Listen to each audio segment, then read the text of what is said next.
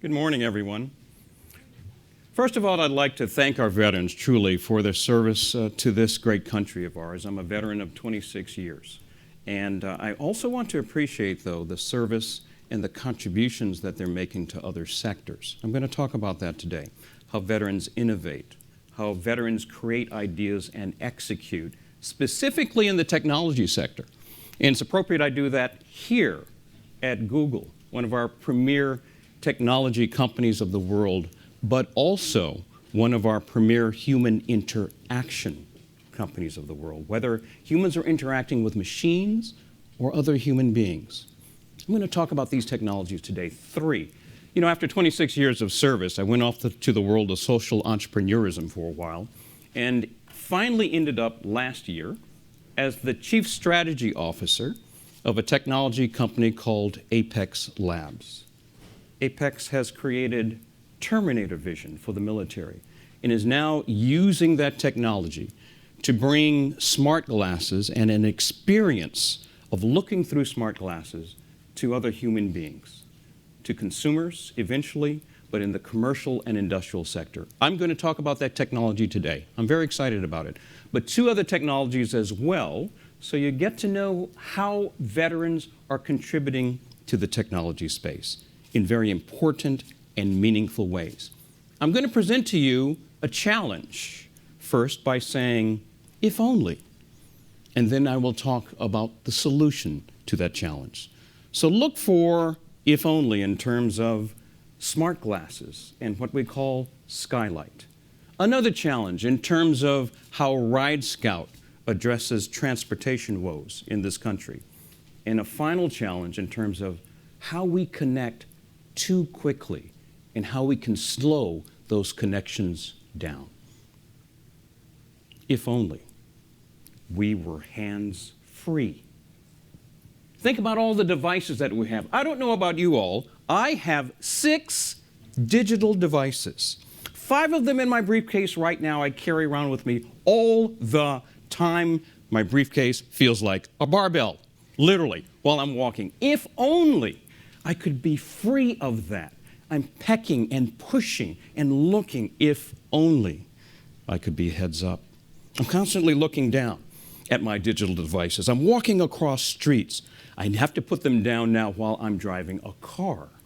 But we're looking down all the time, many times talking to each other, but not, because we're looking at our devices. If only. How can we change those environments to connect more meaningfully and more powerfully? Let me show you a scene. It's beautiful. As you look at it, we've seen this sort of scene across the United States and the world. But you'll notice in that scene, there are some additional features that usually when you look out across a dale, you wouldn't see. They're glows. You see about 3 or 4 of them. And in the scene, you see a reticle in the middle of the scene. Those glows are information. They're data. They're things. They're people. They are places. And you can activate them and bring them to you through a technology called Skylight. Now, to do that, of course, you need smart glasses. I'm at Google, and we all know about Google Glass, and you'll see it actually in the picture here. Along with other smart glasses, there are over 20 smart glass makers worldwide. This is the form factor through which you look, and you can see the world around you. But we can now augment that world with information and data in the form of North Stars. That's what you're looking at in terms of those glows. How you activate it is with your head and your eyes. You turn your head so that you put that reticle over that glow, and then you stare at it. And in about a half second, it comes to life, like this one, a North Star, where it's a person by the name of William Brooks. We see who William is. We see how far away he is from us, in fact. And there's an icon so he can share in real time information with us. It could be a video. It could be a picture. But that sort of interaction, the collapse of time and space and distance, is what veterans and civilians and former government employees are working on. It's a powerful technology when you think about deskless workers, people who need to be hands-free to do their jobs better, like doctors and nurses and field services workers in oil fields or field workers for news. Think about all those people, the millions of people that could be better off, hands-free, heads up, and in real time. With information like this, beacons, glows to bring you data when you need it, sharing among yourselves and collaborating, this is a technology that veterans are helping to work on today and potentially will change the world. If only we could do something about congestion of our roadways. I live in the Washington, D.C. area.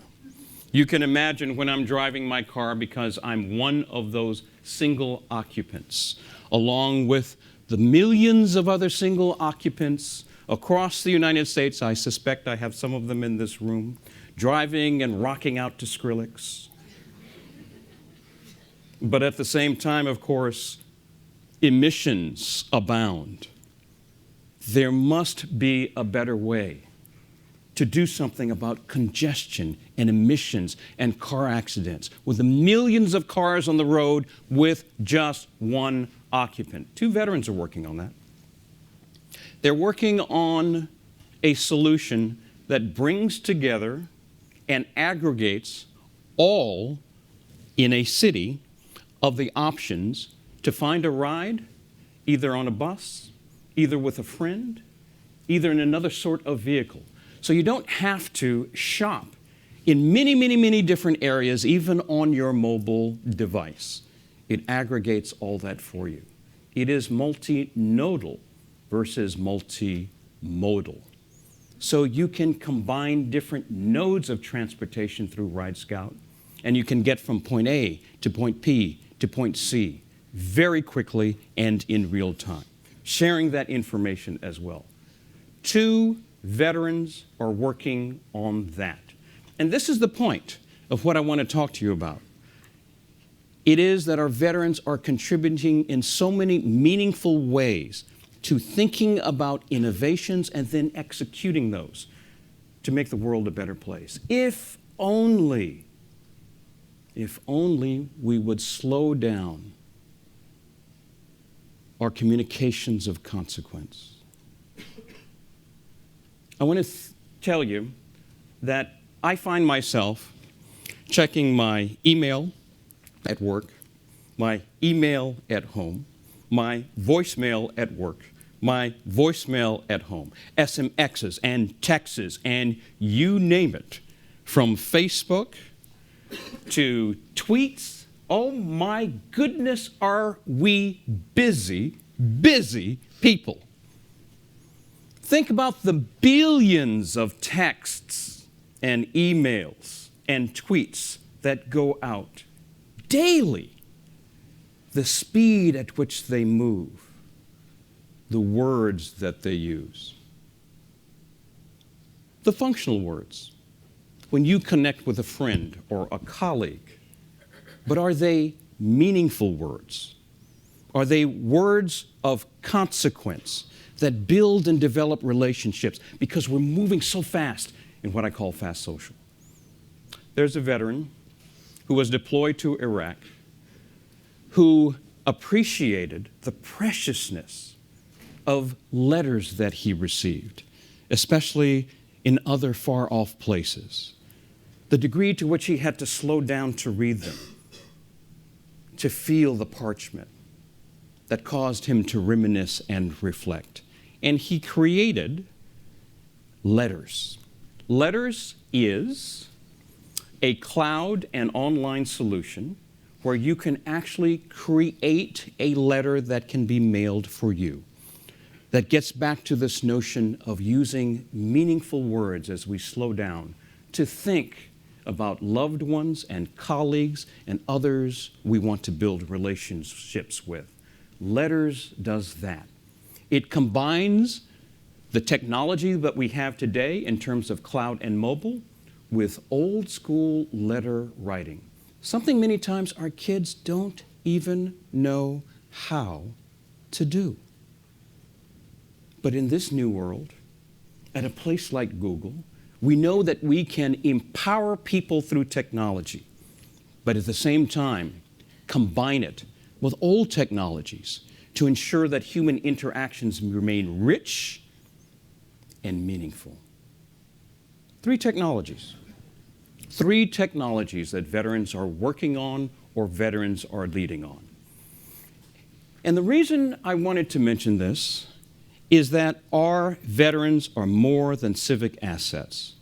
They are an important part of our human capital for this country as we move and navigate into this new century of ours after 12 years of war. If only we provide our veterans with further opportunities to innovate and create and ideate in the world of technology, America will be a better and richer place. Thank you very much.